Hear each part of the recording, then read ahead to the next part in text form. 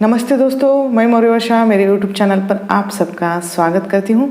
आज हम कामायनी की जो कथा वस्तु है उसको देखने वाले हैं। ठीक है, तो चलिए कथा को शुरू करते हैं। इसका प्रकाशन यानी कामायनी का प्रकाशन 1935 में हुआ है। कामायनी यह रचना छायावादी युग में लिखी गई है। इस महाकाव्य की जो भाषा है साहित्यिक खड़ी बोली है, शुद्ध है। रस इसमें श्रृंगार रस और शांत रस ये दिखाई देते हैं। शैली प्रतीकात्मक है। दर्शन शैव दर्शन यानी प्रत्याभिज्ञा दर्शन, ऐसे दो दर्शन इसमें हमें मिलते हैं। प्रतीक है इसमें श्रद्धा हृदय का, मनु जो मन का, ईड़ा बुद्धि का प्रतीक है। इसमें जो पात्र आए हैं मुख्यतः तीन ही है और लगभग पूरे जो पात्र चार है। श्रद्धा काम गोत्रजा यानी कामायनी है। मनु प्रलय में बचा हुआ एक में देवताओं का जो व्यक्ति है। ईड़ा सारस्वत प्रदेश की रानी है। मानव श्रद्धा और मनु की संतान है। यह एक ऐसी कथा है जो महाकाव्य है और कथा प्रधान महाकाव्य है। प्रसाद की अंतिम काव्य कृति है ये। कामायनी के कथा को पौराणिक एवं ऐतिहासिक आधार लेकर ये लिखी गई है। कवि ने इसमें ऋग्वेद और शतपथ ब्राह्मण में वर्णित जल प्लावन की घटना से लेकर पुराणों से मिली हुई सामग्री का आधार लेकर उस पर वर्षों तक चिंतन करके अपने कल्पना के आधार पर कवि ने रचना का निर्माण किया है। इसमें 15 सर्ग है। चिंता, आशा, श्रद्धा, काम, वासना, लज्जा, कर्म, ईर्षा, ईड़ा, स्वप्न, संघर्ष, निर्वेद, दर्शन, रहस्य और आनंद। अब जिनके नाम घटना या पात्र के नाम पर न रखकर मानसिक वर्तियों के आधार पर कवि ने रखे हैं। मानसिक वर्तियों को क्रम के अनुसार दिया गया है। जैसे मनुष्य का विकास होता है, कुछ सर्ग का संबंध नारी से है और कुछ पुरुष से। कामायनी यह नारी और पुरुषों के मनोभाव के विकास की कथा है। तो पहला सर्ग हम देख लेते हैं। पहला सर्ग है चिंता। यह कामायनी का प्रथम सर्ग है जिसमें मनु जो भारतीय इतिहास का आदि पुरुष है, वे मानव जाति के आदि पुरुष और देव जाति के एक शक्तिशाली पुरुष भी माने जाते हैं। ऐसा होता है कि जल प्रलय होता है और देव जाति का संपूर्ण विनाश हो जाता है। जिनकी प्रतिष्ठा बहुत थी उनमें अकेले मनु ही जीवित रहते हैं। इस सर्ग के आरंभ में मनु अकेले हिमालय की एक चोटी पर, ऊंची चोटी पर वे बैठे हुए हैं। उनके चारों ओर जल ही जल है।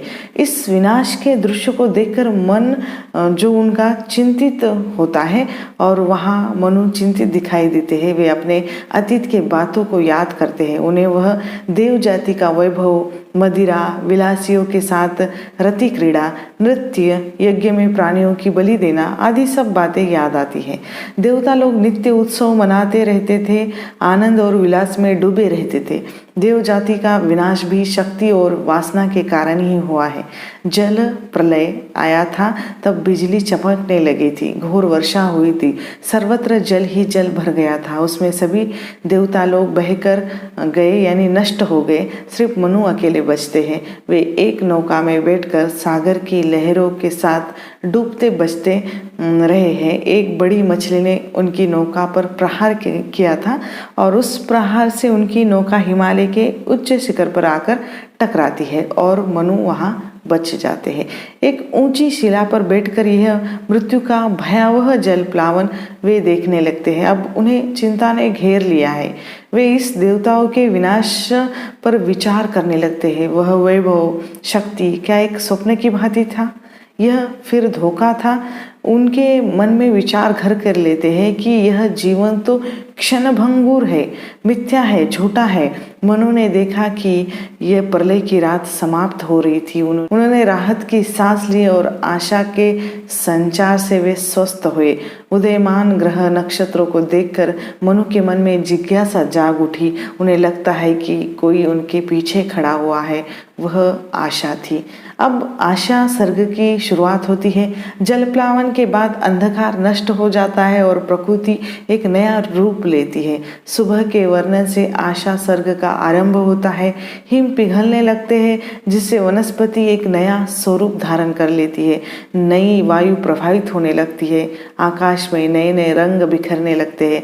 मनु को लगने लगता है कि सर्वशक्तिमान परमेश्वर शक्ति और सौंदर्य का मूल है। प्रकृति के बदलाव ने मनु के जीवन में आशा का संचार कर दिया था। भविष्य के सुख के स्वप्न देखने लगा था। वह आशा की ज्योति जलने के कारण जीने की लालसा भी उसकी बढ़ गई थी। मनु एक गुहा को अपना निवास स्थान बनाता है, भोजन बनाने के लिए धान की बोरियां चुनते हैं।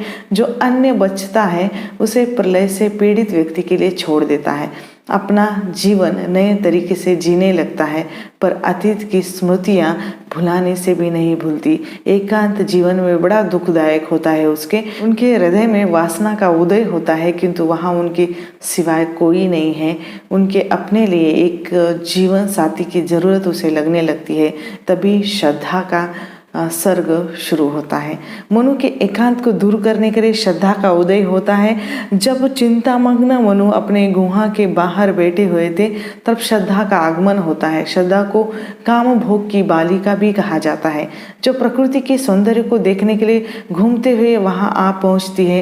हिमालय के दर्शन करते समय उसे मनु को गुहा दिखाई देती है। वह जिज्ञासा वश मनु के पास आ गई थी। मनु को वह उसका परिचय पूछती है तो मनु अपने आप को भाग्यहीन व्यक्ति कहता है, जिसके जीवन का सूत्र देवों के हाथ में था। और अपने बारे में बताते हुए वह श्रद्धा को कहता है कि मैंने देवों के विलासमय जीवन को देखा है। उसके निराशा भरे परिचय को सुनकर श्रद्धा मनु के जीवन को एक नई सकारात्मक दृष्टि प्रदान करती है। एक नए मानव सृष्टि के निर्माण में वह अपना योगदान देना चाहती है। इसके लिए वह अपने आप को मनु को समर्पित कर देना चाहती है। श्रद्धा का समर्पण भाव ही काम की उत्पत्ति करता है। काम सर्ग में श्रद्धा के समर्पण के बाद मनु श्रद्धा के यौवन के बारे में सोचने लगता है। श्रद्धा के आगमन से मनु के मन में उन्माद और उल्लास छा गया था। वे श्रद्धा के सौंदर्य के रहस्य को जानने के लिए उत्सुक हो उठता है। स्वप्न में काम ने उसे सूचित कर दिया। देवताओं का जो उपास्य काम जो बन गया था, मनु सौंदर्य का उपभोग करना चाहता है। काम ने स्वप्न में कहा कि मैं देवताओं के विलास में जीवन का सहचर हूँ। मेरी पत्नी का नाम रति है, जो अनादि काल में वासना का रूप थी, जो आकर्षण का काम करती थी। काम और रति मिलकर दोनों के सहयोग से सृष्टि का प्रसार होता रहा है। प्रलय के जल प्लावन से देव समाज नष्ट हो गए, किंतु अभी भी काम भावना की प्यास मेरी नहीं बुझी है। काम मनु को समझाता है कि प्रेम कला को प्राप्त करना है तो उसके पात्र बनो। शांति और शीतलता पाने के लिए यही एक मार्ग शेष है। जब मनु काम को उस मार्ग के बारे में पूछना चाहता है, तभी काम की ध्वनि बंद हो जाती है। तभी काम सर्ग की समाप्ति होती है। अगला सर्ग है वासना। अब मनु और श्रद्धा का परिचय बढ़ने लगता है, पर दोनों ही संकोचवश एक दूसरे से दूर थे। अपने हृदय में स्थान नहीं दे पा रही थी श्रद्धा मनु के लिए। एक दिन संध्या के समय श्रद्धा एक बाल पशु से खेल रही थी। तभी मनु सोचता है कि मुझसे तो वह पशु ही भाग्यशाली है जो मेरे ही संचित किए हुए अन्न पर पलता है। मनु के मन में ईर्ष्या जाग जाती है। उनका हृदय व्यथा से भर जाता है। उनको लगता है कि श्रद्धा जितना प्रेम उस पशु से करती है, उतना मुझे नहीं करती। संसार की सभी उपयोगी और सुंदर वस्तुओं का निर्माण मैं अपने सुख के उपयोग के लिए करूँगा। यह मन ही मन मनु सोच रहा है। मनु के मन में अहम जाग जाता है। श्रद्धा मनु के पास आकर उसके चेहरे पर के जो बदले हुए भाव समझ जाती है। श्रद्धा अपने कोमल हाथों से मनु को सहलाती है। मनु की ईर्ष्या कुछ समय के लिए दब जाती है। मनु का मन शांत हो जाता है। श्रद्धा मनु से प्रेम का अनुभव कर रही थी, क्योंकि उसके मन में नारी सुलभ भाव लज्जा ने प्रवेश किया, इसलिए तृष्णा शांति का अनुभव वह करती है। अगला सर्ग है लज्जा। नारी के हृदय में लज्जा का उदय यह प्रकृति परक भावना है। श्रद्धा मनु के प्रति आत्मसमर्पण करती है। मनु को सांत्वना देना चाहती है, किंतु लज्जावश वह आगे बढ़ नहीं पाती। श्रद्धा के शरीर में रोमांच उठे हैं तो वह सिकुड़ती जाती है। अंग लचकने लगता है। हास्य संकोच का स्थान लेता है। दृष्टि में वक्रता के कारण उसके पलकें झुक जाती है। वह मनु को जी भर के देखना चाहती है, किंतु लज्जावश वह देख नहीं पाती। फिर लज्जा श्रद्धा को समझाती है कि इतना चकित मत हो बालिके, तुम अपने मन की चंचलता को दूर करो। प्रेम में कोई भी कदम उठाने से पहले एक बार रुककर अच्छे से सोच विचार करो। कहीं जल्दबाजी में लिए गए निर्णय से भविष्य में धोखा न उठाना पड़े। श्रद्धा कहती है कि तुम्हारा कहना सब सच है, लेकिन मेरा मन अब पुरुष के संपर्क में आ चुका है। पुरुष से समता पाकर आत्मसमर्पण कर देना ही नारी का धर्म है। लज्जा चकित होकर कहती है, मैं तुम्हें नर आश्रित रहने से विचलित नहीं कर सकती, पर आज से नारी के प्रति श्रद्धा और विश्वास का ही आश्रय रहेगा। इसलिए पुरुष के क्रूर अत्याचारों को सहते हुए भी हंसकर उसके साथ तुम्हें जीवन भर चलना होगा। अगला सर्ग है कर्म। मनु के हृदय में काम के प्रभाव के कारण कुछ आशा और अभिलाषा उत्पन्न हो गई और कर्म की प्रेरणा का उदय हो गया। बीते हुए जीवन से संस्कार जागृत हो गए थे। अब वे अपने जीवन सोमरस का पान भोग और जीवन में नया उत्साह संचारित करना चाहता था। एक दिन उनके गुहा के पास आकुली और किलात नामक दो असुर आ जाते हैं जो प्रलय में बच गए थे। श्रद्धा के पशु को देखकर आकुली के मन में मांस भक्षण की लालसा बढ़ जाती है। किलात उसे मनु के पास ले जाता है। मनु के मन में बीती यादों ने दस्तक दी थी। वे यज्ञ अनुष्ठान करना चाहता था। यज्ञ में पशु की बलि देना देवताओं के लिए आम बात थी। आकुल जैसे असुर पुरोहित के जाल में पड़कर मनु निश्चय करते हैं कि यज्ञ किया जाए। उससे एक नई उमंग जग जाएगी और श्रद्धा को भी अच्छा लगेगा। मनु यज्ञ करते हैं, श्रद्धा के पशु की बलि चढ़ाते हैं। पशु की हत्या से श्रद्धा बहुत दुखी होती है। जब उसके प्रिय बाल पशु की बलि दी गई थी तब वह गुफा में चली गई थी। संपूर्ण रात भर वह शैया पर पड़े पड़े संसार की निष्ठुरता के बारे में सोचती है, सुख और दुख के बारे में विचार करने लगती है। मनु अपने स्वयं के सुख को ही सब कुछ मानता है। श्रद्धा सो गई थी। वह उसके पास आकर उसे सहलाने लगता है। श्रद्धा को कहता है कि यह सोमरस ले लो और अपने अधरों को लगाकर मस्ती में झूम जाओ। श्रद्धा ने उसे दुखी मन से कहा कि तुम अपने ही भाव में बहते जा रहे हो। इसमें कल क्या बदलाव होने वाला है? तुम कल किसी और के साथ यज्ञ का निर्माण करोगे और कल किसी और पशु की हत्या करोगे। इतनी निर्दयता अच्छी नहीं है। किसी पशु की बलि देना नहीं चाहिए। सभी प्राणी मात्र को जीने का अधिकार है।